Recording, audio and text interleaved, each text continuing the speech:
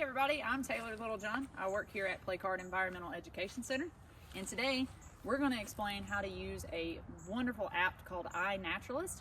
It is actually nature's app for you to go out exploring and be able to be your own private naturalist. So if you've ever been exploring through the woods, maybe just taking a walk in your backyard, your neighborhood, just getting out and enjoying this fresh air, and you find something that you don't know what it is. For instance, we have found something that's pretty unique looking here, and being that I work at Playcard, I think it's a type of lichen. But if we don't know or have any idea what it is, we can download this app that I've been talking to you about, iNaturalist, and we can figure out what it is. So we're going to do that with you now.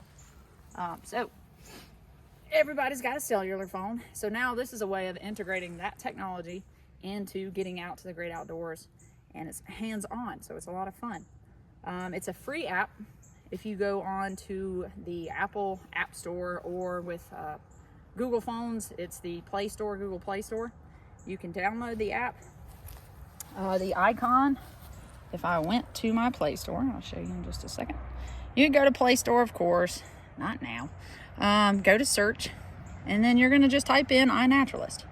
It is actually sponsored by National Geographic. So it's a great app. It uses AI.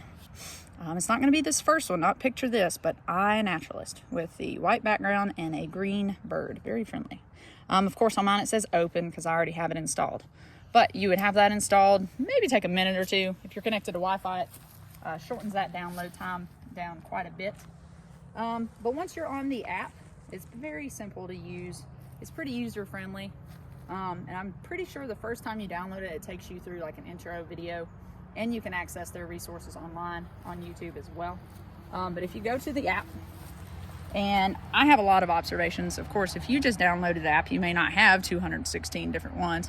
But if you're adding something new, there's a little plus down here. That's how you add more content. And it gives you several options. So there's one with choose image. So let's say you're exploring and you don't have Wi-Fi, or you're out somewhere secluded and you don't have good internet and your app's not working well. Well, you can just take a picture of it, and then when you do have an established connection to maybe at your house or a local library, you can actually choose the image from your files and upload it that way. But if you're in the field and you do have service, which we do, then it goes straight to your camera app. Find whatever you're trying to identify. Take a picture of said. Try to get close. You can get multiple angles too, especially if it's a fungi or a mushroom. You want the top of the cap and the underneath, but this should work for our purpose. So we're going to hit check on here. After that, the most important thing, don't come down here and submit it automatically. No, you need to go up top, and it says, what did you see? At that point, you click onto it.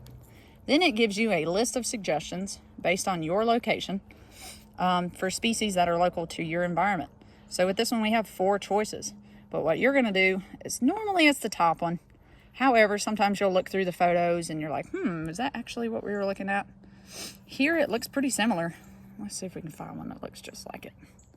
That one's got like the black hairs and stuff on it. So I think that's our closest figure. So if we found something and we thought it was that, we make our best educated guess. Now when you upload this, of course, it's got all the locations mapped. But if you add it to your list of observations, once it's been uploaded, it'll be added to a map of scientific observations in your area. And then let's say you had no clue what it was and you were just guessing.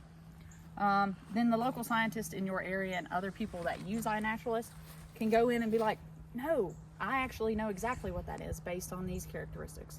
And they will figure out and label it for you, so you'll know exactly what you're looking at. And it also becomes mapped out information. So here at Playcard especially, conservation is very important. In our area, even Horry County for instance, is growing so rapidly that some of these native species are becoming displaced. So in the future, when people are trying to reintegrate those native species and like what grew here originally, they can access the app and see all these species that are on there. You can use it for more than just plants or fungi. You can use it for birds if you can manage to get a picture of them. You can use it for a random snail in your backyard, a toad by the swamp. It literally, you can't be limited to anything. And I do want to get someone's personal opinion. She is an intern that we have currently here at Playcard, and she just started using the app about last semester, you said? Yeah, last semester. So we just want to get her opinion of, did it help you, like as a naturalist, or? Oh yeah, definitely. In my ecology lab, when we would go on field trips, our professor would have us take pictures and go through and have a certain amount of observations, and it was definitely informative. It helped us identify all kinds of species when we were going through wherever our field trip location was, and it was very helpful. Yeah, it's kind of cool too if somebody asks you, like I have friends and like family, they're like, Taylor, you're the nature nerd, like what is this? Yeah. So you could definitely use the app and kind of impress them too. They'll be like, yeah, oh, absolutely. you know. Yeah, So, and then you can tell them about it, and then they become a nature nerd. Exactly. Yeah. Exactly. Do you think it's good for, like, to get people outdoors? Like, could this be a possible resource for that?